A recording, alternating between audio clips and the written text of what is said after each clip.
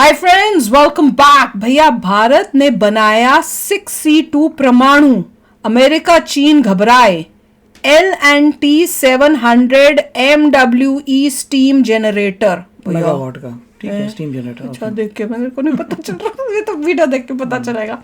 तो चलो वीडियो शुरू करते हैं। वीडियो शुरू करने से पहले अगर आप चैनल पर नए हो और आपने अभी तक सब्सक्राइब नहीं किया तो जल्दी से पहले सब्सक्राइब के बटन और बेल आइकन को क्लिक कर लो ताकि आपको हमारे सारे न्यू वीडियोस के नोटिफिकेशन मिल जाएं जैसे हम अपलोड करें। अगर आपको वीडियो पसंद आता है प्लीज लाइक एंड शेयर। चलिए शुरू करते हैं। भारत को जिस सेक्टर में कामयाबी मिली है उसके लिए भारत की कंपनियां कई सालों से दिन रात मेहनत कर रही थीं। इंडियन कंपनी की इस सफलता के बाद भारत की पावर सेक्टर में सेल्फ डिपेंडेंसी होने वाली है। हम बात कर रहे हैं न्यूक्लियर पावर प्लांट में यूज होने वाले फ्यूल मेकिंग टेक्नोलॉजी की, जिसके लिए स्टीम जनरेटर का उपयोग किया जाता है। और इसके मामले में भारत अभी तक दूसरे देशों पर पूरी तरह से निर्भर था। लेकिन अब खबर मिली है कि भारत की दिग्गज construction and manufacturing company L&T यानी कि लार्ज एंड टर्बो ने कई सालों की मेहनत के बाद 700 मेगावाट के स्टीम जनरेटर को सक्सेसफुली डेवलप कर लिया है। ये चीज यकीनन मेक इन इंडिया प्रोजेक्ट पर गर्व करने वाली है। L&T ने इसको बनाने के लिए दिन रात मेहनत की है। इसको बनाने में मात्र 6 महीने का समय लगा है।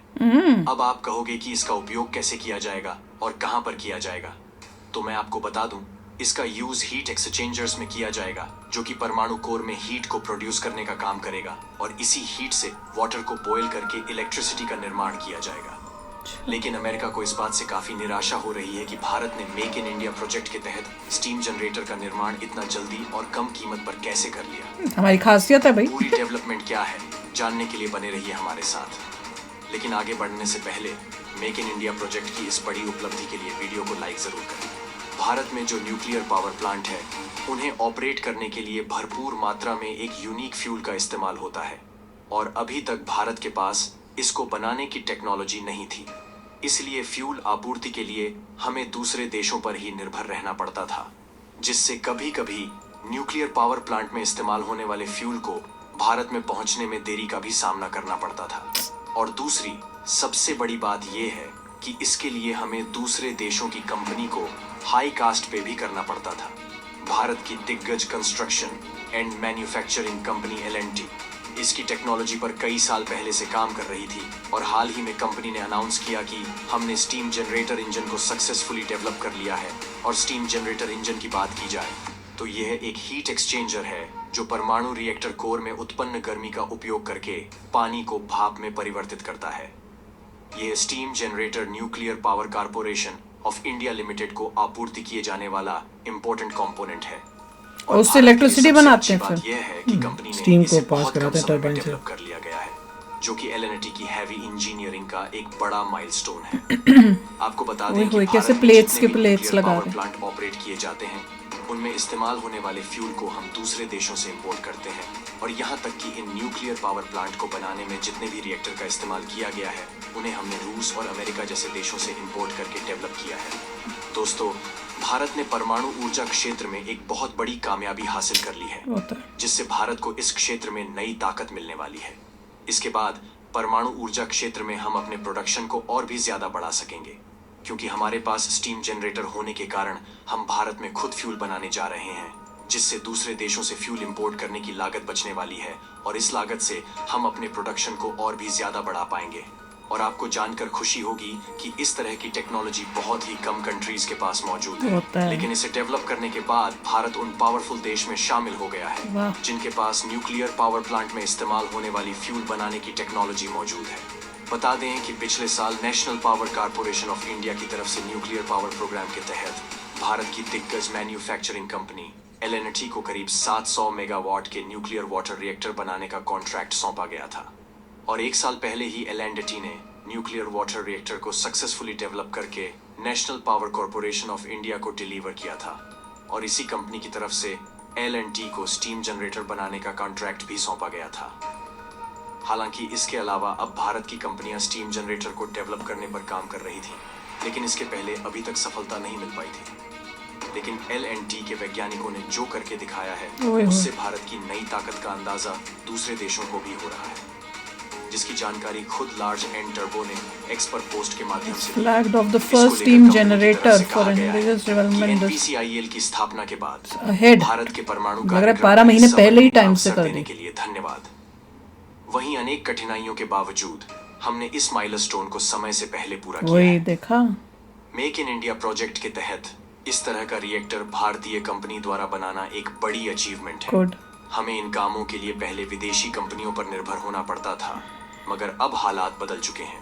विदेशी कंपनियों की जगह धीरे धीरे हर क्षेत्र में भारतीय कंपनी ले रही है, जिससे ओवरऑल भारत की डेवलपमेंट हो रही है।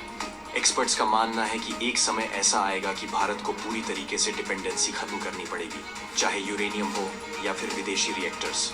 और ये समय आज हो या फिर आज से 20 साल बाद, भारत के अंदर एल&टी जैसे बड़े प्लेयर्स इसी तरीके के प्रोजेक्ट में पार्टिसिपेट करते रहेंगे और भारत को नई नई टेक्नोलॉजी देते रहेंगे। अल्टीमेटली इन कंपनियों के अंदर भारतीय काम कर रहे हैं, जो दिन रात अपनी मेहनत के चलते भारत को एक नई ऊंचाई पर ले जा रहे हैं। साथ ही कंपनी ने कहा कि न्यूक्लियर पावर प्लांट्स को बनाने के लिए जितने भी रिएक्टर्स का इस्तेमाल किया गया है, इन्हें भी हमने अमेरिका, रूस जैसे देशों से इंपोर्ट करके ही तैयार किया है। लेकिन अब हमने इस रिएक्टर टेक्नोलॉजी भारत में ही डेवलप कर लिया है।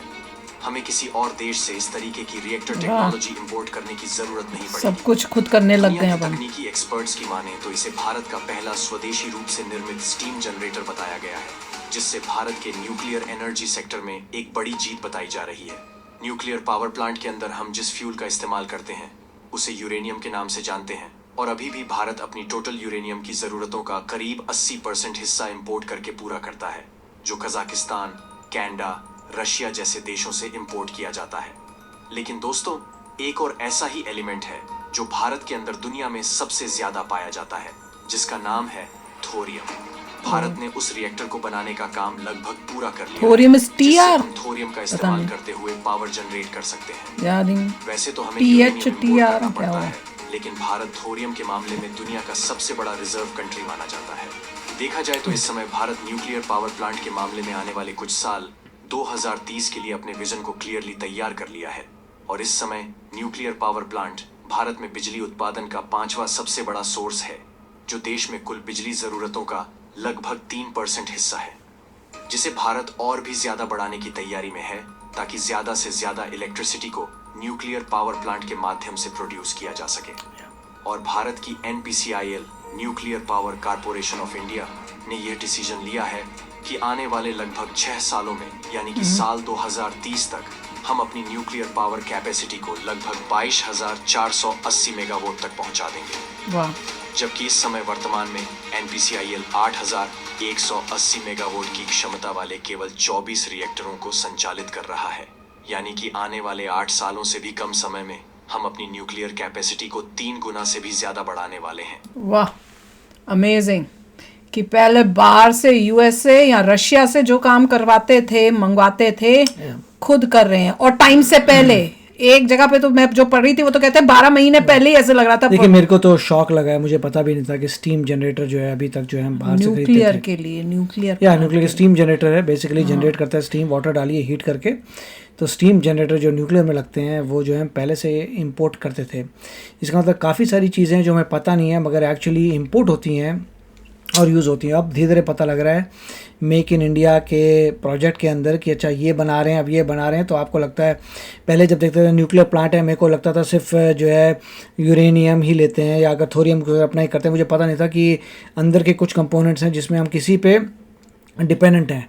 अगर दूसरी कंट्री मना कर दे तो आपका चौपट हो जाएगा काम। अब बहुत ही दिमाग लगा के कंट्री देख रही है कि कहाँ कहाँ आपको खुद का होना चाहिए, क्योंकि अगर नहीं हुआ तो जिस कंट्री से पंगा लोगे सारा का सारा चौपट हो जाएगा काम। होता है। इलेक्ट्रिसिटी नहीं है तो कुछ नहीं है।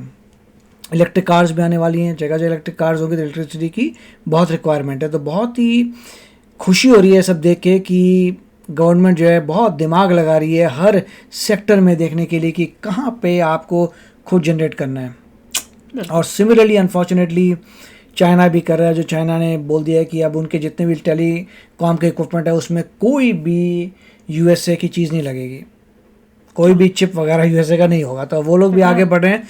सभी को पता है कि अगर एक कंट्री से भिड़ना है तो पहले 100% इंडिपेंडेंट हो जाओ, फिर जाके भिड़ो। मतलब चाइना रेडी हो रहा है भिड़ने के लिए यूएसए से, बिल्कुल। और उसे पता है कि जैसे सैंक्शंस लगे थे रशिया के साथ, तो बिल्कुल। उससे कितना नुकसान हो रहा है रशिया को, तो वो पहले उससे सीख के पहले ही वो सब कर रहा है कि हमें यूएसए सैंक्शन करे ना करे कोई फर्क ही नहीं पड़ना।